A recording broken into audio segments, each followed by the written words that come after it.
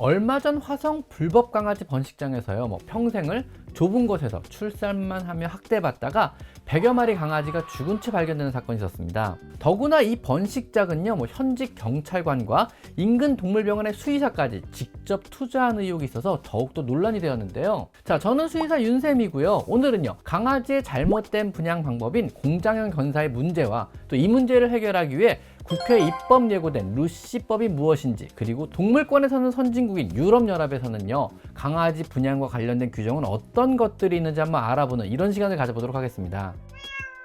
우리가 구입하고요, 또 이쁘고 작은 강아지, 고양이든요, 물론 합법적인 깨끗한 시설에서 전문 브리더가 분양하는 강아지나 고양이도 있는 반면에요, 사실은 많은 경우가요, 강아지 공장이라는 불법적이며 열악한 곳에서 생산된 강아지 혹은 고양이들일 수도 있습니다. 강아지 공장에 있는 어미 개들은요, 더럽고 오염된 환경에서 최소한의 음식만 먹이며 새끼를 낳고요, 또 출산을 하자마자 얼마 지나지 않아 바로 새끼와 떨어뜨리고 다시 임신과 출산을 반복하게 됩니다. 어떤 어미 개들은요, 1년에 4번 이상 출산하기도 한다고 하니까 사람의 탐욕과 이기심이 얼마나 대단한지 새삼 느끼게 됩니다. 평생을 좁은 곳에 갇힌 채 임신과 또 출산만 반복하게 하는 이런 시설에 생산된 강아지는요, 다시 경매장이라는 곳을 거쳐서 경매가 된 후에 펫숍을 통해서 여러분의 가정까지 오게 됩니다. 이런 동물 학대와 불법 생산, 그리고 경매장, 그리고 펫숍의 악순환의 고리를 끊기 위해 나온 법이 루시법입니다. 루시법은요, 영국의 한 사육장에서 구조된 강아지 이름에서 따온 것으로요, 구조된 루시는요, 6년간의 반복된 임신과 출산으로 척추가 휘고 뇌전증과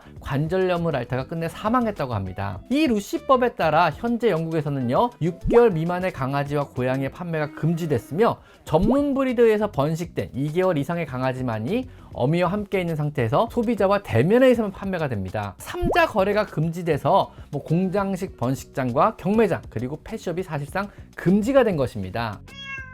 우리나라에서도요, 루시법이란 것이 현재 국회에서 입법 예고되고 있습니다. 현재까지 분위기로 보면은요, 통과가 되어 실제 법으로 발효가 되기는 제 개인적인 생각에는 많이 힘들 것 같습니다. 아직은 사회적인 여러 분위기가 조금 많이 부족하다는 이런 느낌입니다. 국내 루시법의 주요 내용을 보면은요, 경매장의 퇴출로 동물의 생산과 판매는요, 생산업소, 즉 번식장이나 브리더로 일원화되며, 그로 인해 펫숍은 사실상 사라지게 됩니다. 6개월령 미만의 동물 판매 금지로 인해서요, 어린 동물은요, 사실상 이제 구입이 불가능해집니다. 6개월령 이상의 동물 총 100마리를 초과 사육은 금지하게 되고요, 즉 너무 많은 공장식으로 운영이 불가능해지는 거죠. 5살이 넘은 개, 고양이는 교배 또는 출산이 금지됩니다. 또한 유전적인 질환이 있는 강아지나 고양이 교배 또는 출산 역시 금지가 되고요, 경매와 투기 목적의 동물 거래 역시 금지한다는 이런 취지의 내용들이 담겨 있습니다. 생각보다 강력한데요. 하지만 현재는요, 루시법 자체가 사회 분위기상 너무 과하다는 의견도 많습니다. 또한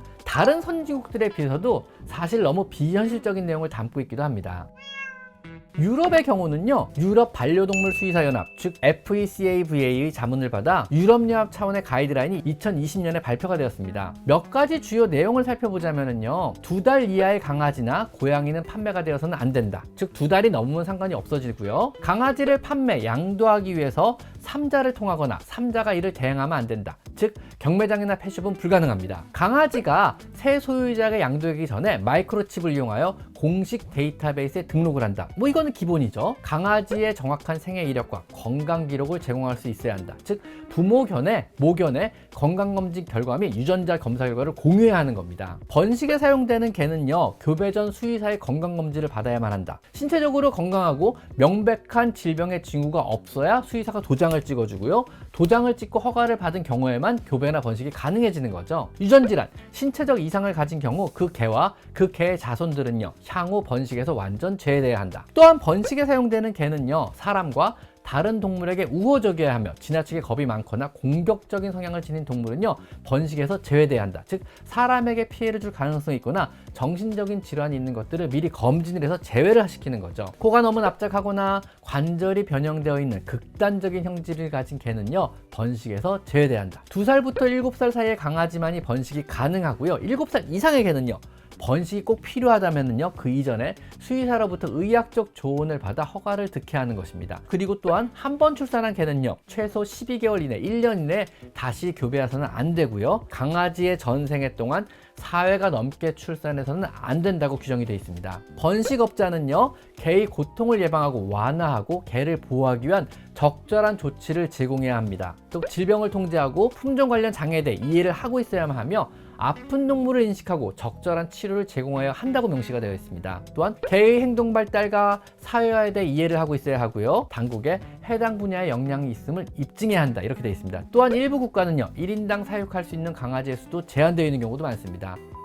영국의 루시법과 유럽연합의 가이드라인을 비교하면요, 경매장이나 펫숍의 금지는 동일하고요, 또 유럽연합이 어린 강아지를 허용하는 대신 출산의 횟수의 제한과 또 수의사의 검진 후 교배를 하게 하고요, 이 과정에서 사람에게 피해를 줄 수 있는 유전자를 제한하는 등의 조치가 저는 사실 개인적으로 조금 더 합리적으로 보입니다. 우리나라도요, 막연히 다른 나라의 법을 따오기보다는요, 국내 실정에 맞는 전문가인 수의사와 동물보호단체 그리고 정부가 함께 국내 가이드라인을 합리적으로 만들어 보는 것도 저는 좋을 듯 합니다. 반려동물의 복지를 위해 전문가로서 적극적으로 목소리를 내는 건 역시 수의사로서 직업적인 사명이라고 생각합니다. 자, 지금까지 저는 수의사 윤쌤이었고요. 오늘은요, 우리가 한 번쯤은 생각하고 또 짚고 넘어가야 할 동물복지의 사각지대에 있는 번식장의 강아지들과 고양이들, 그들이 판매되는 경매장 그리고 펫숍이란 곳에 대해서 한번 생각해보는 이런 시간을 한번 가져봤습니다.